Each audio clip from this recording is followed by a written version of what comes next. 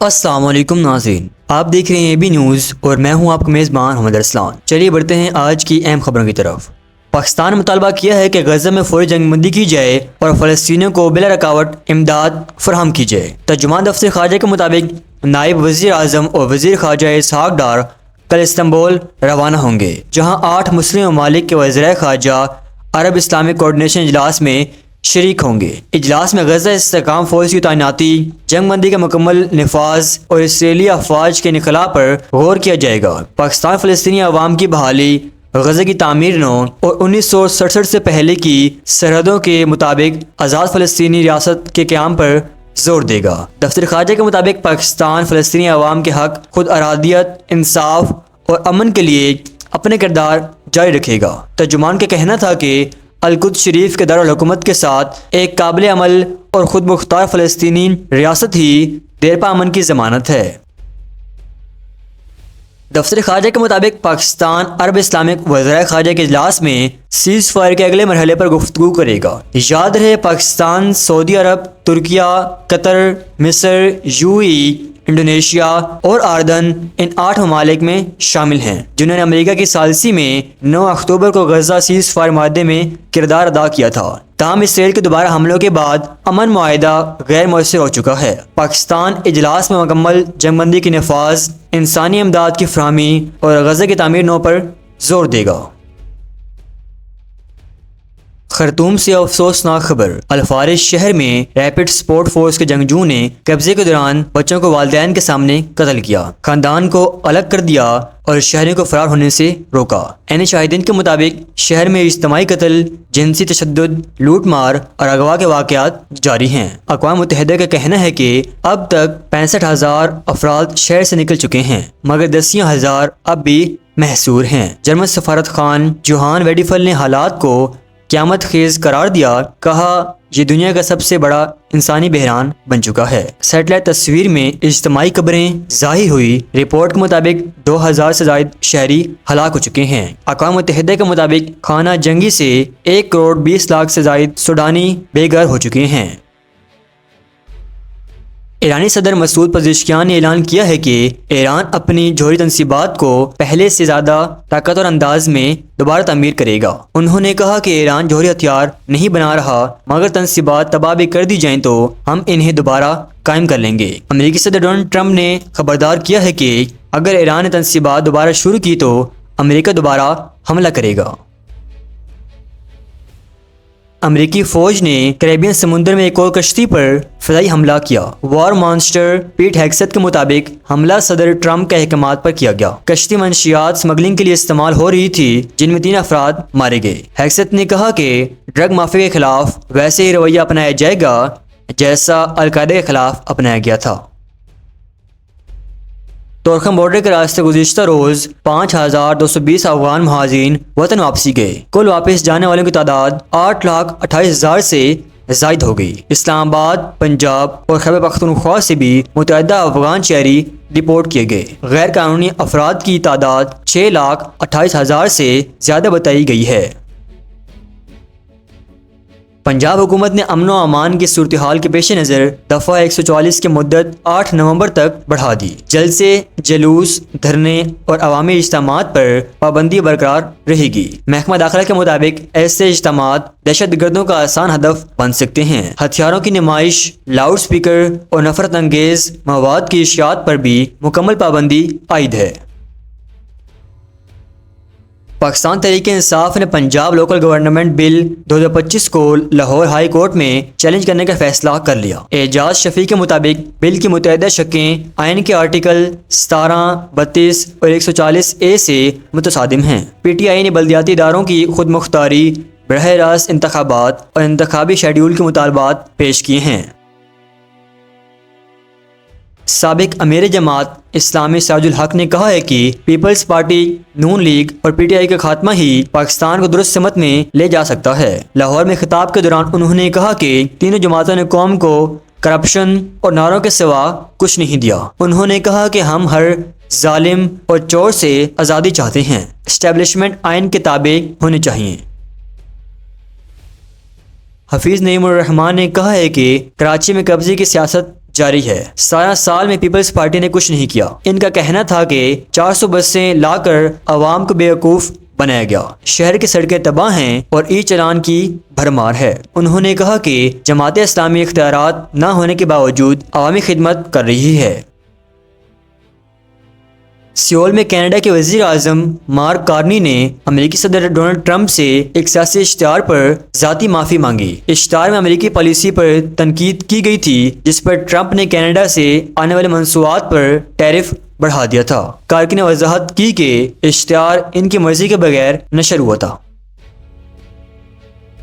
سابق وزیر اعظم شاہد خاقان عباسی دل کی تکلیف کے باعث نجی اسپتال زیر علاج ہیں۔ پارٹی ترجمان کے مطابق ان کی حالت خطرے سے باہر ہے۔ پارٹی رہنماؤں نے عوام سے دعا کی اپیل کی ہے۔ سینئر صحافی اور پولیسی ایکسپرٹ مشرف زیدی کو وزیر اعظم شہباز شریف کا غیر ملکی میڈیا کے لیے ترجمان تعینات کر دیا گیا ہے۔ نوٹیفیکیشن کے مطابق یہ تقرری فوری طور پر مؤثر ہوگی۔ وفاقی وزیر اطلاعات اطالع طاہر نے بھی سماجی رابطوں کی ویب سائٹ ایکس پر ان کی تعیناتی کی تصدیق کی اور کہا کہ مشرف بھائی کی ٹیم میں شمولیت خوش آئندہ ہے۔ ان کے تجربے سے حکومت کا فائدہ ہوگا۔ مشرف زیدی اس سے قبل پالیسی تھنک ٹینک تبادلے کے CEO رہے ہیں اور وزارت خارجہ میں پالیسی ایڈوائزر بھی رہ چکے ہیں۔ وہ حکومت کی کارکردگی اور اصلاحات کے حوالے سے وزیر اعظم کے کوآرڈیننس کے طور پر بھی خدمات انجام دے چکے ہیں۔ خیبر پختونخوا میں سیاسی بیان بازی میں شدت، وزیر اعلیٰ سہیل افریدی کے دفاع میں وزیر بلدیات میدان میں۔ خیبر پختونخوا کے وزیر بلدیات مینا خان افریدی نے کہا ہے کہ وزیر اعلیٰ سہیل خان افریدی کے خلاف بے بنیاد الزامات لگائے جا رہے ہیں۔ پشاور میں معاون خصوصی اطلاعات شفیع اللہ جان کے ہمراہ پریس کانفرنس میں ان کا کہنا تھا کہ سہیل خان 9 مئی کے واقعات کے وقت لاہور میں موجود تھے، اس کے باوجود ان پر دہشت گردی کا بیانیہ گھڑا گیا۔ مینا خان افریدی نے کہا ہے کہ وزیر اعلیٰ کے خلاف پروپیگنڈا بند ہونا چاہیے، جبکہ ریڈیو پاکستان حملے کی تحقیقات کے لیے کمیشن تشکیل دینے کا مطالبہ کیا۔ دوسری جانب وزیر اعظم کے کوآرڈینیٹر اختیار ولی نے الزام عائد کیا ہے کہ سہیل افریدی ریاستی اداروں پر حملے میں ملوث ہیں اور ان کے خلاف ٹھوس شواہد موجود ہیں۔ ان کا کہنا تھا کہ فورنسک تحقیقات کے بعد حقائق سامنے آ جائیں گے۔ سہیل افریدی کے جرائم سنگین نوعیت کے ہیں اور وہ وفاقی حکومت کے ساتھ بلیک میلنگ کی پالیسی پر عمل پیرا ہیں۔ خیبر پختونخوا بار کونسل انتخابات میں ملگری وکیلان کی برتری۔ پشاور سے خیبر پختونخوا بار کونسل کے 28 نشستوں کے غیر حتمی نتائج سامنے آئے ہیں۔ ANP سے وابستہ ملگری وکیلان نے 13 نشستیں حاصل کر لی، جبکہ انصاف لائنز فورم کو محدود کامیابی ملی۔ پشاور، مردان، ثوابی اور سوات سے بھی ملگری وکیلان کے امیدوار کامیاب ہوئے۔ اسلام آباد ایکسائز اینڈ ٹیکسیشن ڈپارٹمنٹ نے بیرون ملک مقیم پاکستانی کے لیے نئی سہولت۔ اسلام آباد ایکسائز اینڈ ٹیکسیشن ڈپارٹمنٹ نے بیرون ملک مقیم پاکستانی کے لیے گاڑیوں کی آن لائن رجسٹریشن اور ٹرانسفر کی سہولیات متعارف کرا دی ہیں۔ اب پاک ID کے ذریعے بایو میٹرکس دے کر گاڑی ٹرانسفر ممکن ہوگی۔ ڈائریکٹر بلال اعظم کے مطابق اس سے سفارت خانوں کے چکر اور وکالت نامے کی ضرورت ختم ہو جائے گی۔ وزیر اعظم شہباز شریف کا صحافیوں کے تحفظ کا عزم۔ وزیر اعظم شہباز شریف نے کہا کہ حکومت صحافیوں کے خلاف جرائم کی مؤثر تحقیقات اور انصاف کو یقینی بنائے گی۔ انہوں نے کہا کہ آزاد صحافت جمہوری معاشرت کی بنیاد ہے اور حکومت میڈیا ورکرز کے تحفظ کے لیے ہر ممکن قدم اٹھائے گی۔ بین الاقوامی صحافی تنظیموں نے پاکستان میں صحافیوں کے خلاف بڑھتے واقعات پر تشویش کا اظہار کیا ہے۔ ملک بھر میں ڈینگی کے وار جاری۔ گزشتہ 24 گھنٹوں میں 2 مریض جان کی بازی ہار گئے۔ کراچی اور حیدرآباد سے 1400 سے زائد نئے کیس رپورٹ ہوئے۔ پنجاب میں 38 اور اسلام آباد میں 23 نئے مریض سامنے آئے۔ اسلام آباد میں انسداد ڈینگی مہم کے تحت ہزاروں مقامات پر فوگنگ اور اسپرے کیا گیا۔ 185 ہاٹ سپاٹس کی نشاندہی کی گئی۔ انتظامیہ نے شہریوں سے صفائی اور SOPs پر سختی سے عمل کی اپیل کی ہے۔ پاکستان کے فاسٹ بالر شہین شاہ آفریدی کا نیا عالمی ریکارڈ۔ پاکستان کے فاسٹ بالر شہین شاہ آفریدی نے T20 کرکٹ میں شروع کے اوور میں سب سے زیادہ وکٹیں لینے کا عالمی ریکارڈ قائم کر دیا ہے۔ شاہین نے 75 اننگز میں 24 بار پہلے اوور میں وکٹیں حاصل کی، جبکہ بھارتی بالر بھونیشور کمار 18 بار کے ساتھ دوسرے نمبر پر ہیں۔ افغانستان کے فضل الحق فاروقی، نیوزی لینڈ کے ٹیم ساؤتھی اور سری لنکا کے اینجلو میتھیوز بھی فہرست میں شامل ہیں۔ شہین شاہ افریدی اب تک 94 T20 انٹرنیشنل میچز کھیل چکے ہیں اور 122 وکٹیں حاصل کر چکے ہیں۔ شہین نے اپنے ایک پیغام میں کہا ہے کہ وہ ہر میچ میں پاکستان کا نام روشن کرنے کے لیے پرعزم ہیں۔